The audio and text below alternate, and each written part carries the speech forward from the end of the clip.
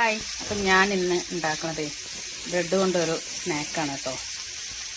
അപ്പോൾ അതിന് കുറച്ച് ഒരു മീഡിയം സൈസ് സവോള, ഒരു തക്കാളി, 2 പച്ചമുളക് ഒന്ന് എണ്ണയിലിട്ടൊന്ന് വാട്ടിയെടുക്കാം. ഇതിൽ കുറച്ച് ഉപ്പ് കൂടി ചേർത്ത് കൊടുത്തിട്ടുണ്ട് കേട്ടോ.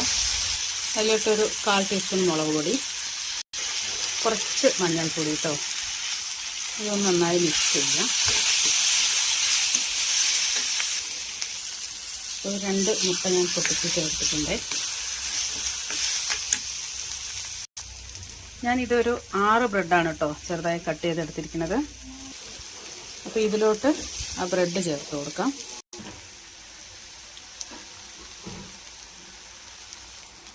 ഇതൊന്ന് ഇളക്കി യോജിപ്പിക്കാം.